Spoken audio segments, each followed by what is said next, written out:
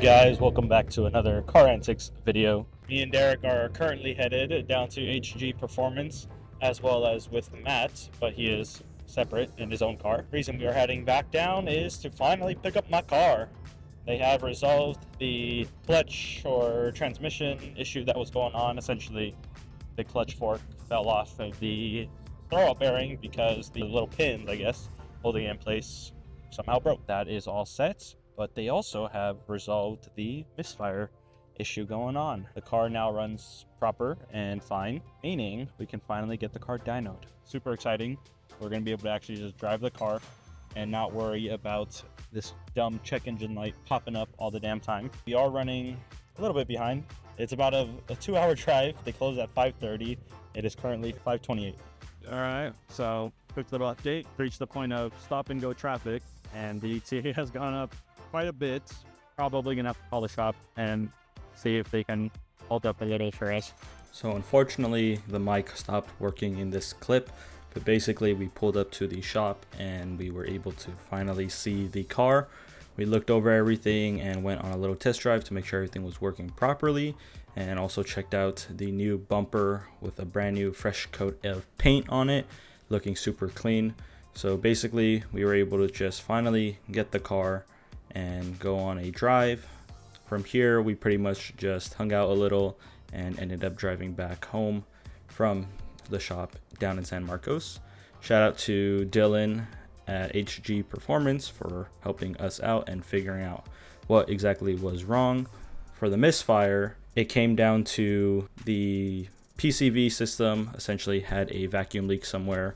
I thought I had checked it and make sure everything was tight, but unfortunately I am human and I make mistakes. So there was a small vacuum leak.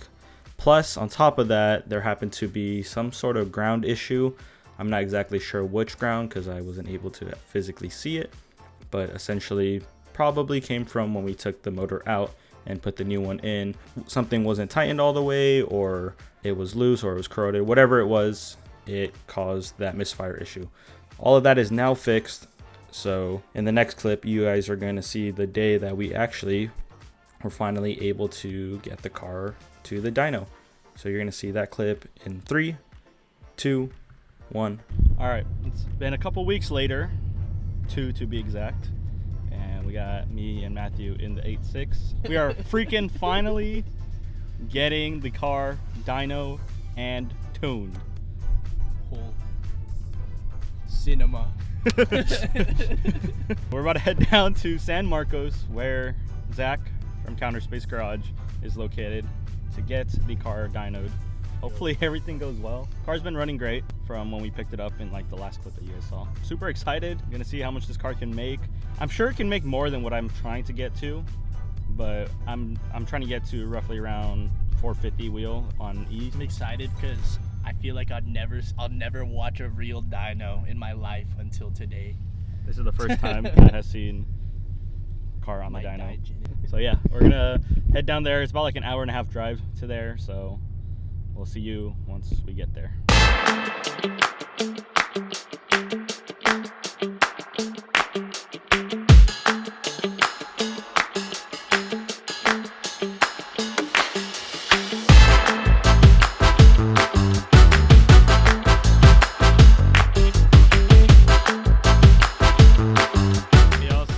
Down to San Marcos. I forgot to mention we actually have to stop at the gas station because we got to fill these jugs with some E85. Right now I have about a little over a quarter of a tank of 91, so we're gonna dyno on that, finish the 91 tune-up, and then fill it up with the 85 after. So let's get this started. Open up my Shell app. And the reason I'm doing the Shell app is because if you download the Shell app now, you can get a free 10 cents off your first fill up and continue getting rewards off after that. We are not sponsored by Shell, bro. Not sponsored. I actually right now have a 35 cents per gallon off, which I saved just for this. So gas is gonna be super cheap right now, especially with E. Ooh, you smell that? It smells bad. Smells like, these smells good, bro. I can see the fumes like coming out of it. Yeah. The shadow. We're almost there. We're gonna get it right at 10.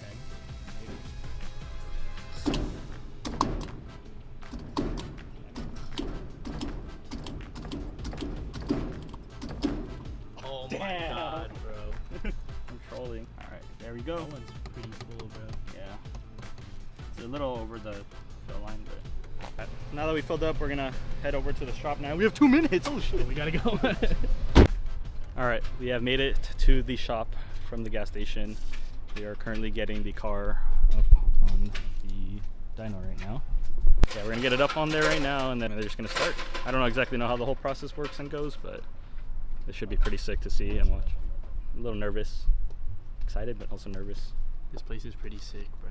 I did forget to mention, today's this week is probably one of the worst weeks possible because we are going through a heat wave right now. So it's like extra hot, but it's all right.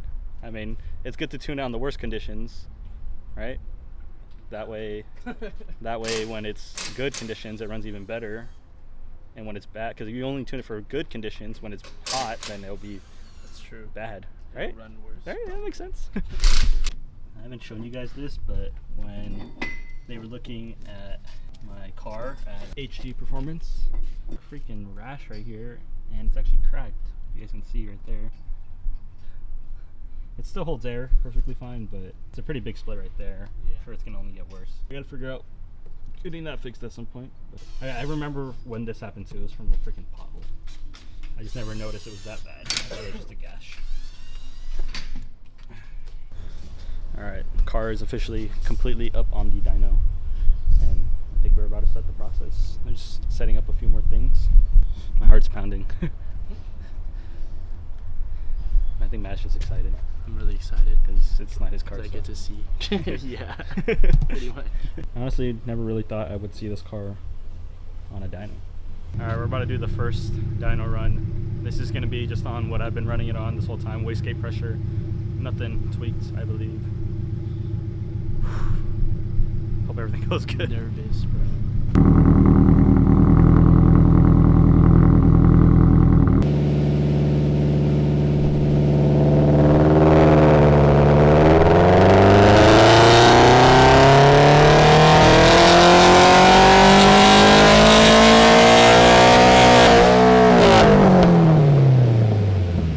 Alright, so for the first pull we made 221, less than stock, but that's 221 wheel, so by stock standards the 228 is to the crank, so there's gonna be some drivetrain loss there, but 221, that's fair.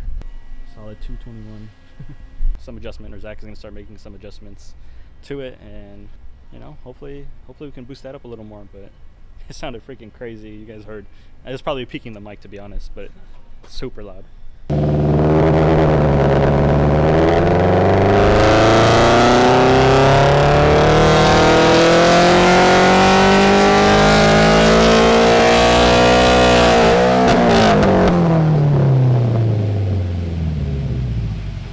With hit number 2, we made a 248.4, 250, gained about 20 or so, 27 horsepower. Alright, a bit of error on my part. Apparently the boost controller had the ports or the hoses plumbed wrong, and that's why it was not pushing the correct amount of boost that it was supposed to, and the wastegate was opening earlier than it was supposed to.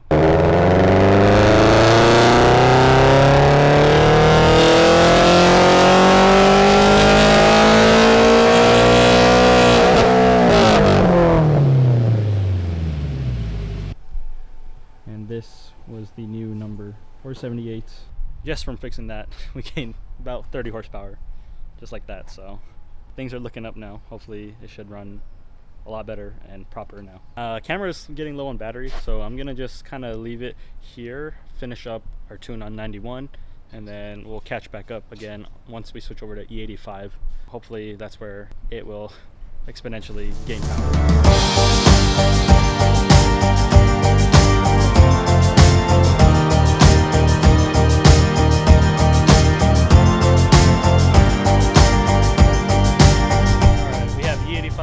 Now in the car. I'm going to get some front shots for you guys, so hopefully you can hear the turbo a little bit.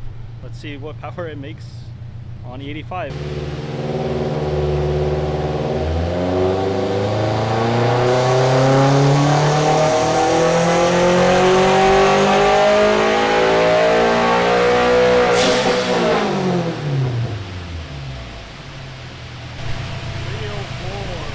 That blow off valve sounds so good.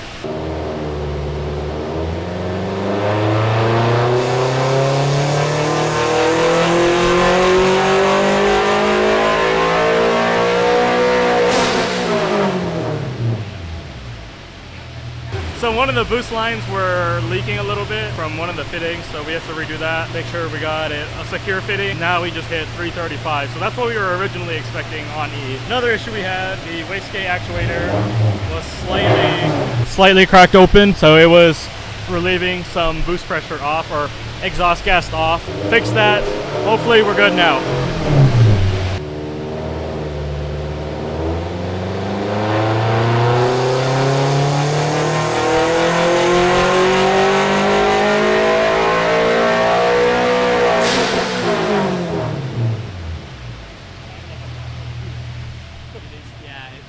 That was so much louder. Hell yeah. 335.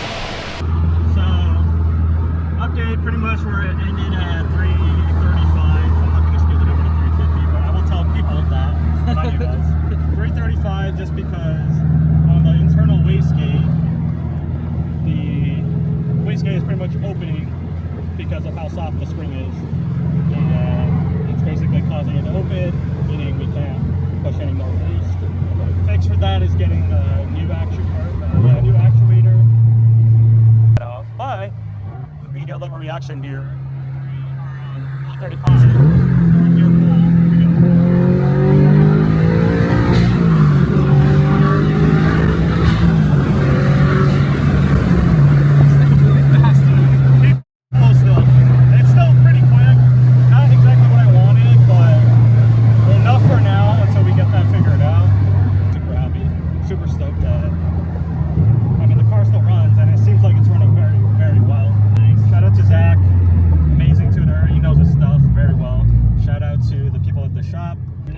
To 450 at some point soon enough. Just got to get that new actuator in. Debating on whether I want to come back again to dyno it for that once I get the new actuator, or just do a remote tune. I will say the first rip that we did, it spun through third. So my thought on this is like, the car is fun, I enjoy it, it doesn't scare me, and that's kind of what I want. I want the car to scare me. I feel like if it were me, this is where I would want it to be at. Yeah, I mean, it's a fun car. It's a good, I mean, for daily driving, I think this would be a good, like, point. I would run this amount of power, like, daily driving, but I just want that 450 just to have it, you know?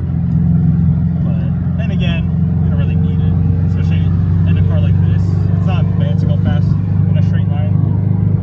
But either way, I'm still pretty happy. We'll see another video, hopefully soon, on getting to that power goal that I want. Sign off the video.